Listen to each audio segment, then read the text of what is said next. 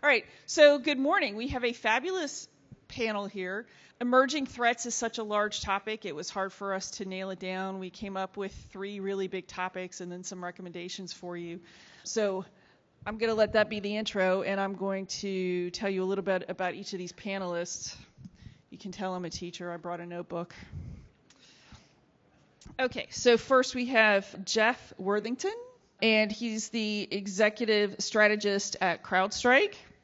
He has over 25 years of experience with the DoD in communications and cybersecurity, specializing in executive level strategic planning, client engagement, and success across the public sector. So not a small thing. And then we have Scott Dowsett, Global Field Chief Technology Officer at Anomali. Why did that take me a second to say? I'm looking at Anomali. Like, we talk about those all the time. Over 20 years of experience in cybersecurity, specializing in threat intelligence. Scott helps businesses implement threat intelligence solutions to protect against current and future threats. And then all the way on the far side, we have Carlos Bacquet, Principal Solutions Architect at Lacework. And he has over 15 years experience in everything from Linux, cloud and virtualization technologies, and machine learning, which we will touch on. Right? It's a hot topic. We just about it in the previous panel. And he's specializing in IP networks, video delivery, and network security.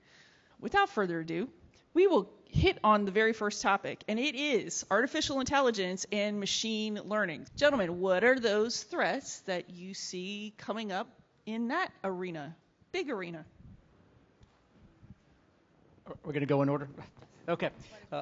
First of all, I really want to do thank you, ma'am, and everyone for allowing us to come in and talk to all of you today. Yeah, I think cybersecurity is an extremely important topic today, probably more than ever, and we need to start talking about it and doing things today because we can't wait until tomorrow. So the topic of AI, I know I was listening back in the corner of the room, came up during the last session, and we're probably going to get inundated with AI over the next couple of hours.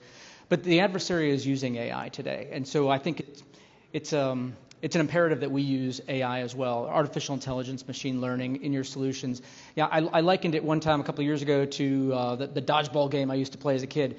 When you're like one of the last 2 people left and there's 30 on the other side and they're all throwing the dodgeball at you at the same time, and there is absolutely no way that you can defend against that because they are going so fast, because they're using the capabilities that they have against you. And so you need to be more like Neo in the Matrix, where everything slows down and you can react a little bit better. And that's you using the power of artificial intelligence and machine learning to defend and defeat against those. However, and we may talk about it later on, and we discussed it a couple weeks ago, it really depends on the data it's trained on. If it's trained on the wrong data, then it's going to do you no good. So it really needs to be trained on the appropriate data that it can then use to react against the defense or the threats that are coming against you. Hey everyone, thanks for being here. I completely agree, Jeff, as far as we're up against AI. AI is something that has changed our lives. My daughter actually showed me she uses AI for school. I'm like, no, you're supposed to study. In my environment, threat intelligence has grown exponentially over the years. And due to the fact that it's grown exponentially, it's also made it very hard for us as a practitioner or an analyst to study and understand it. So the addition of large language models and utilizing AI to discover not only what's in your network, but also what may be coming into your network is dramatic. So the ability of leveraging AI to learn more quickly as the adversaries are using it against you to then counter by utilizing it in your environment. So think of literally asking your system questions. Is scattered spider in my network? Just asking that question will be so much easier than writing a query to figure out if scattered spider is in the network. So that's where I see AI as a usefulness in environments from again, not being a victim, but not wanting to be a victim. Perfect, thank you. So I work for Lacework, and we specialize on machine learning algorithms for security. I personally started working on machine learning for security in 2008. So again, we're early adopters. This is not new to me.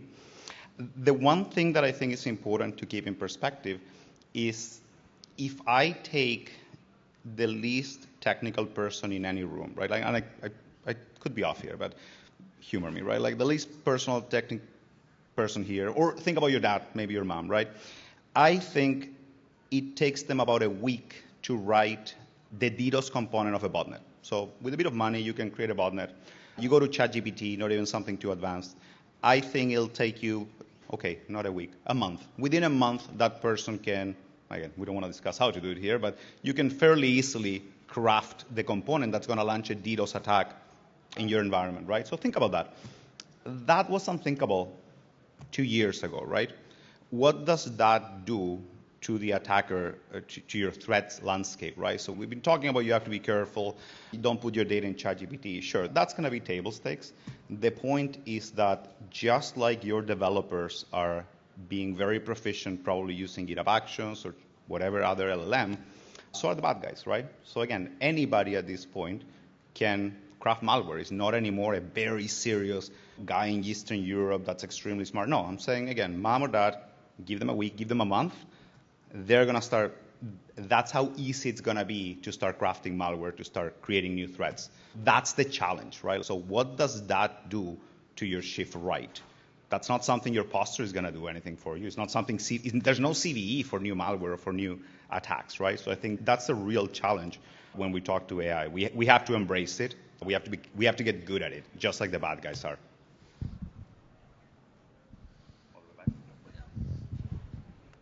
This could get interesting. Yes, it will be. It will. Okay. So now we're going to get into nation-state APTs, which, if you've listened to the news, even driving to work, hearing some headlines on the radio, you know that's now a really big issue, which it didn't really used to be. So I'm going to let you talk about that. Yeah, first of all, sir, I'm really glad to hear you use the term scattered spider. Scattered spider is actually the term that CrowdStrike has for, I would say, one of the most prolific e-crime actors that we've seen today. And they're certainly causing a lot of havoc across all of the verticals that are out there. So with respect to nation-state, CrowdStrike, we do track criminal gangs, nation-state actors, as well as hacktivists into those three buckets. And primarily, we are seeing the Russia, China, Iran, North Korea. There are some new ones. Syria has a group that has started. Turkey has a group that has started. But the ones that are probably, I think, the most important to us right now are Russia and China. China, we use the cryptonym of Panda, and then Russia, we use the name of Bear. And you may have heard some of the Russian actors come up recently with respect to some breaches that another company has had in the past 6 months or so. The Russians are very good at taking advantage of vulnerabilities in operating systems and in software. The Chinese, on the other hand, actually have a law in China, and when a Chinese company discovers a 0-day, they're required to report that to the Chinese Communist Party. So the Chinese Communist Party has a leg up on everyone else when they find out these 0 days. There was an attack about 2 years ago that I can't talk about. I'll probably talk about in vague terms, but it was against a port in the southern part of the United States, a vital seaport. The channel is about 35 miles long. It's about 2 ships' width that you can get a ship back and forth at the same time. So you sink one at an angle and you're going to stop the entire port. But they were attacked about 2 years ago by a Chinese actor, and they used a 0-day vulnerability in a software application. And when the port saw them, they believed it was just that company making an update to their machines. And only because they had some protection enabled did we see they tried to jump from that software application into their other environment and do some things. The FBI was called, the Coast Guard was called. The Coast Guard has primacy over ports, and so the Coast Guard and the FBI came in, watched the attack. But it's pretty interesting. These are live human beings. We talk about APTs, and advanced persistent threats, or nation-state actors.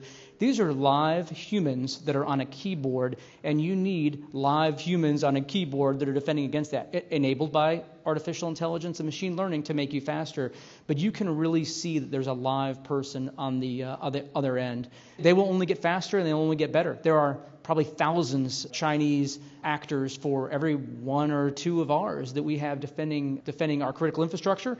That is certainly something that is under attack today, and we've seen here in the past couple months with a water supply, and as well as going against our ports. And so I think that we have to pay attention to the nation-state actors. and understand if they are going against you. That's why threat intelligence is so important. Understand who is attacking you. You cannot defend against everybody, everywhere, all the time. So you use threat intelligence to enable your ability not only to watch, but also to hunt for those nation-state actors based on what their normal TTPs are.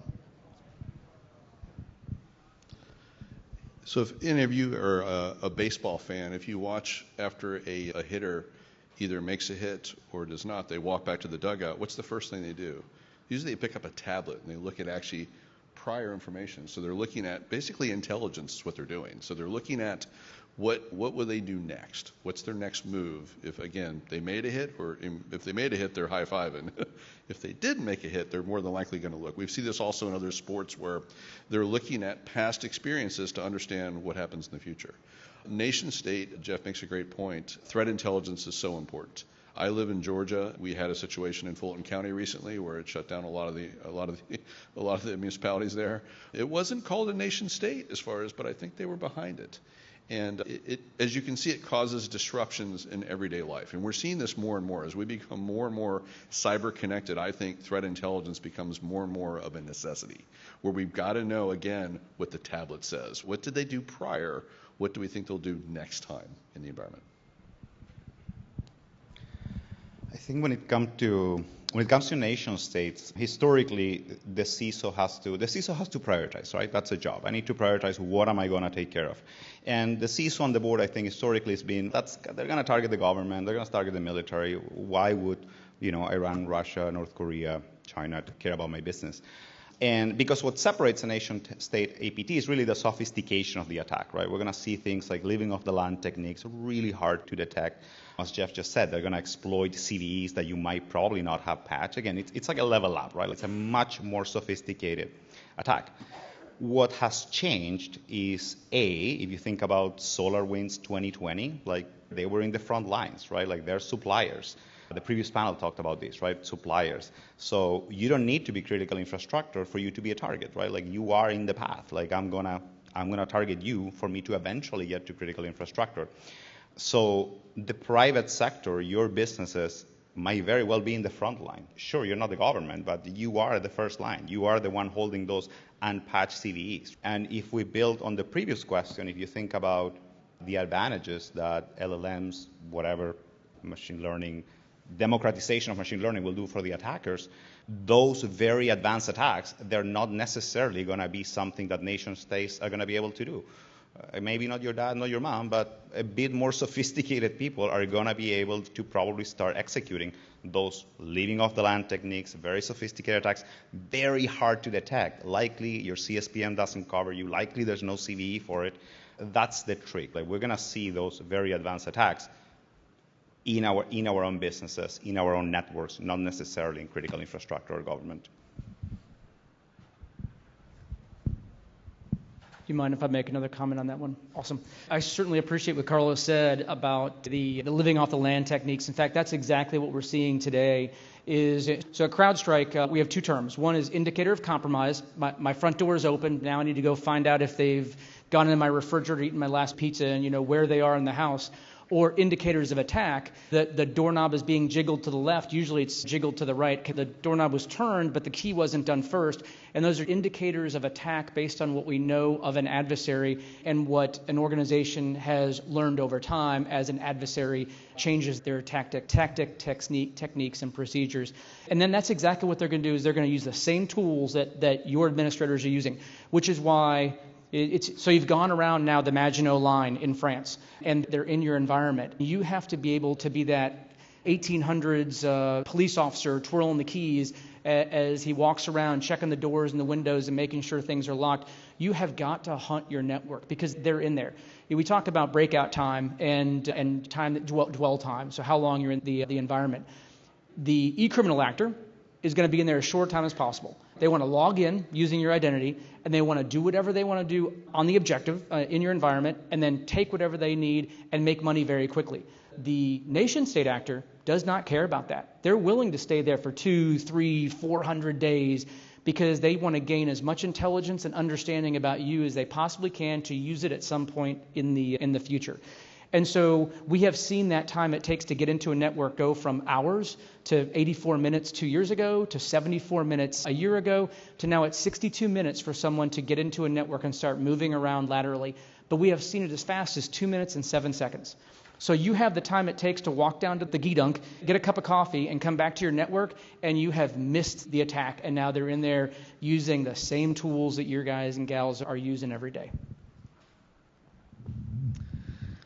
Okay, so now we're going to go to global threats, so more generally, and I know you have something on that one. Come right back to me again. Okay. I spoke about nation states during the last discussion point, and I was talking to Elizabeth earlier, and something I did want to mention, and it's something we at CrowdStrike talk about because 43%, I think it's about 43%. I may get it off by a percentage or two, and I apologize. It's in our global threat report and some of our reporting that CrowdStrike does. But about 43% of the world's population are going through elections right now. And we've witnessed misinformation, disinformation attacks using artificial intelligence to make it very quick. Our director, our VP for intelligence showed how easy it was over a weekend to develop a misinformation campaign only using artificial intelligence and how to get around the guardrails that certain companies put in with their AI large language models. And so we do believe that this year will be extremely high for those attacks that are going against all the election systems across the globe. I think a majority of the democracies on the globe right now are going through elections during this next year. So I think it's something we all have to be aware of. We can't just take information at face value now and believe that it's trusted. We almost all need to do due diligence and ensure that we've checked our sources, because the adversary now recognizes how easy it is to change the environment by altering the information that's going on through the internet and our elections. I may comment later on about something else, but that's one of the topics that we're talking about this year a lot is election security. It's extremely important to secure our elections. Otherwise, if the election security breaks down, then what do we have? And certainly don't want to experience that. When you move to global, Again, it leans into nation state and also obviously elections. As a company, Anomali, we track every major event that occurs. So when a major event occurs, we actually build a new dashboard to track basically threat intelligence from all the providers to include CrowdStrike. So we're tracking all that data in one place to look. What's unique also is we can apply it in the environment. So apply that data. So therefore, you may not think you're a target, but again, it's global. So therefore, you become the target. We are seeing also a major uptick in situational awareness around elections nationwide, both small and large actually, and a lot of disinformation that's being put into systems that looks to be real. So it's something that we're tracking very closely and leveraging, again, threat intelligence across the board. Okay, I think the top two that we're seeing across our install base when it comes to global, not surprisingly, is ransomware, right? Like that thing is not going to go away. There's money to be made, so we're going to keep seeing ransomware. Ransomware doesn't happen in isolation, right? So there's a series of steps that happen before somebody can ransomware you. They need to change the keys. They need to probably mess with your backups. They need to get in to begin with, right? And that comment about timing is very important. To be effective, you need to detect those early, right? Don't wait until you're ransomware. Look at those early detections. And the other trend, and this is not just us, right? Like every government, every report says the same thing. Depends who you ask. Something like 90% of every attack happens with compromised credentials. So we're seeing that on the rise as well. Again, the problem with compromised credentials is extremely hard to detect because once the credentials are compromised, it's just one of yours, right? Like, so it's going to be very hard to identify. I think those two, and they're actually correlated, that would be the biggest trends we're seeing across our install base, mostly compromised credentials. I would say the most effective alerts we generate every time we call a customer because something bad happened, it's come because, hey, you have a user that's been compromised.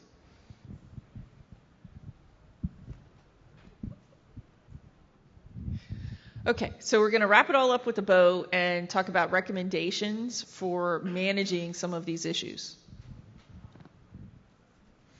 So I think my points didn't change during the discussion, but there's certainly the number one that I've been talking about has been identity over the past 2 years. I think you said 90%. I know at CrowdStrike we track about 80% of the attacks involve credentials. We have also seen a dramatic uptick in the hundreds of percent of data leak sites that are out there on the deep and the dark web that are selling your credentials. And you would still be amazed today at the number of people who have the same password for multiple websites. And so you may think that your Netflix password, no big deal, it's just my Netflix password.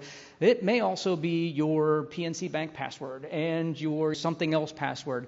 The identity is the number one attack vector, and you have to get control over your identity. The Colonial Pipeline hack that happened a few years ago now, was a compromised credential. In fact, it was an old VPN username and password of an individual who had left the company, so they didn't conduct their proper hygiene and offboard the individual out of their environment.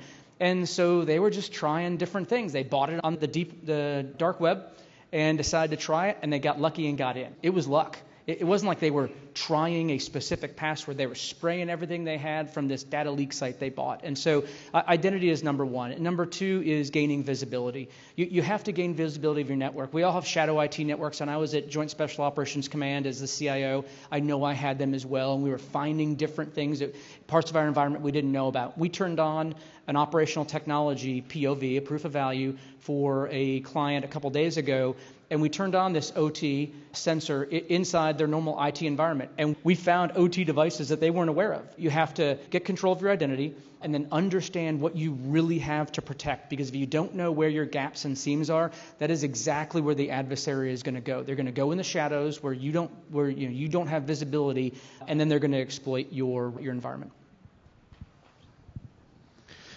I completely agree. I've always said, number one, know your assets. Number one, also know your important assets, the ones that matter to the company, for the company to operate. Know who's in those assets, and you made a great point about Colonial Pipeline. I lived through that. I live in Atlanta, and you couldn't get gas for 2 weeks. It was crazy. But knowing your network, knowing your assets, knowing who's in those assets, in my world, leveraging threat intelligence to discover who's in your environment, who shouldn't be in your environment, what are you aware of, who's in the shadows, and correct it quickly. And then finally also embrace AI. I've spoken on many panels, and I see two sides of AI, where I see where AI is used with a small group in the company, or it's used with a large group in the company with a small amount of data. And AI is here. It's powerful, used properly. It can be very helpful. I second all that.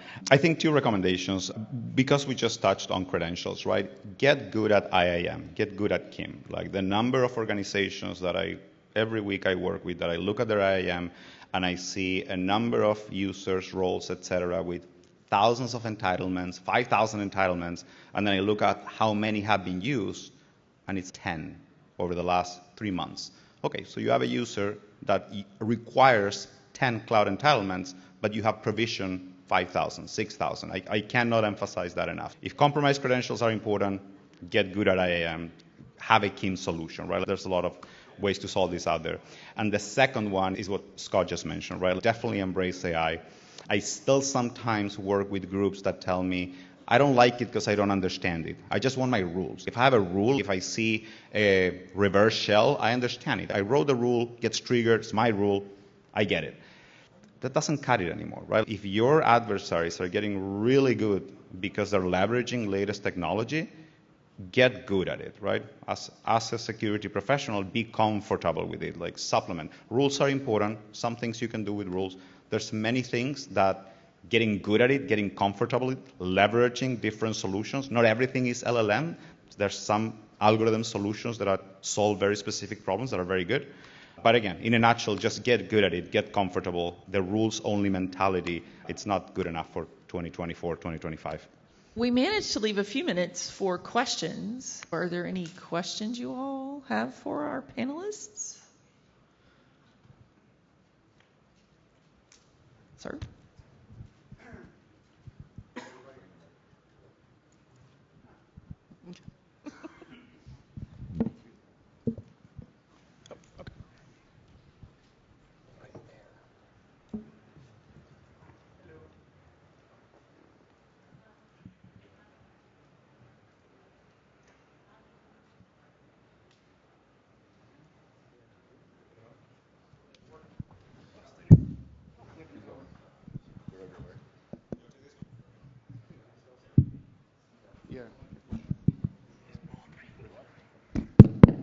Hello, thank you. with AI has been around for so long, now we're really seeing it on the spotlight. My main concern is when AI embraces quantum computing. What are we actually thinking about possible threats in the future with quantum computing when it merges with AI? It's your topic, isn't it? You use that one. I am not the expert on this, so I have learned over the years, if I don't know something, I just say I don't know. But certainly not the expert. I do know that much like planting a tree earlier, like I said, the best time to plant a tree is today and 50 years ago. And I have seen information coming out of NIST and the federal government to at least lay the policy and the groundwork for using quantum, post-quantum technology, or to fight quantum computing. I know that there are some new technologies, especially with respect to passkeys and other forms of authentication to fight against it. But I don't know that we know yet, because I guess it is here in its nascent stages, quantum. But we have to start today, or it's going to be upon us like the internet was never designed for security. And look what's happened. Now we're trying to catch up. We can't catch up to quantum.